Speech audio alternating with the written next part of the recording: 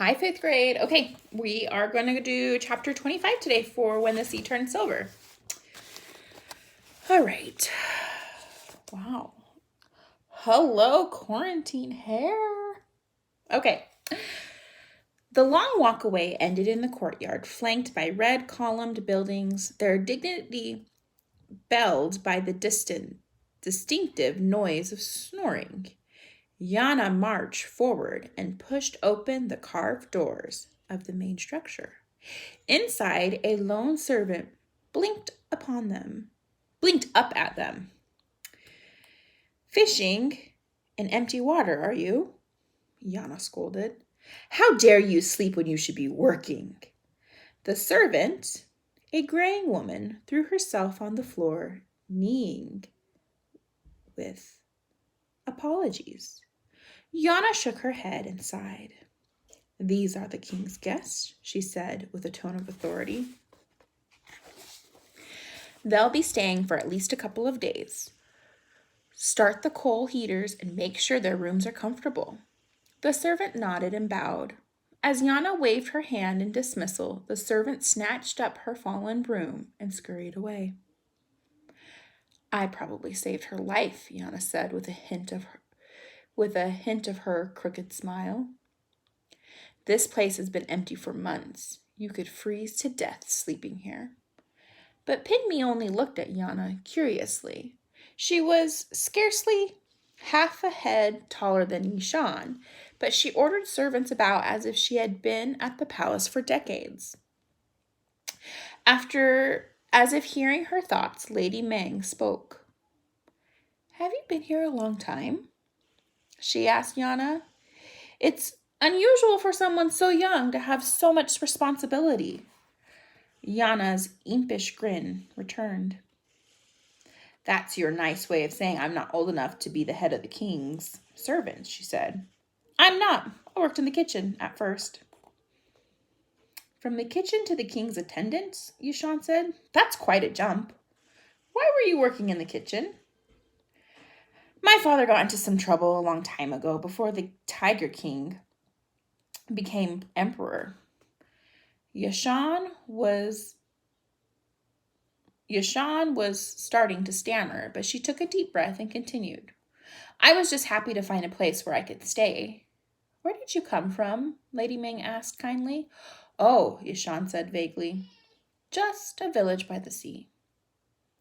The sea is far away, Lady Ming said. You traveled quite a distance. I rode a horse, Yana said, and her eyes softened with the memory. It must be quite a horse, Yishan said, watching Yana's face closely. It had taken on a wistful, dreamy expression.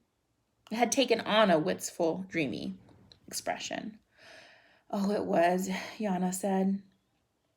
The most beautiful white, but it's gone now. It was never mine anyways, though it didn't belong to the king either. A beautiful white horse, Pinmi thought. That sounds like Bei Ma. Could he have? But Lady Meng was talking. The king took your horse? Lady Meng said, slightly shocked. I can't believe KJ. No, Yana said, shaking her head rapidly. I meant the Tiger Emperor, not the King of Bright Moonlight. It was the Tiger Emperor, when he was king, who wanted the horse. But she looked at their confused faces and quickly continued. Anyway, when I got here, I was able to get a job in the palace kitchen. Just scrubbing floors, washing dishes, that sort of thing. So how did you get to be the king's attendant? Yishan asked. I volunteered.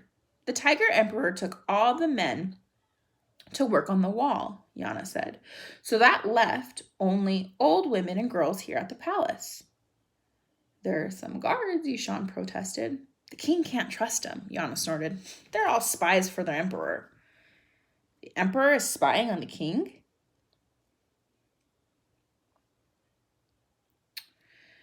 Why? Yishan said.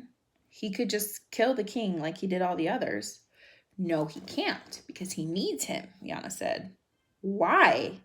They all, even Pinmi, asked in unison. The king said you were friends, she said, and Pinmi was surprised to see Yana looking directly at her. I think I can trust you. Yishan said, of course, but it was only when Pinmi nodded that Yana continued. Well, Yana said, dropping her voice to a whisper and looking around hastily. Remember what I said about the western side of the walkway? She waited until they all nodded at her. When the emperor comes, he and the king go out to the western side of the garden, and all his guards have to camp on the eastern side of the long walkway. Even his guards don't go to the western side?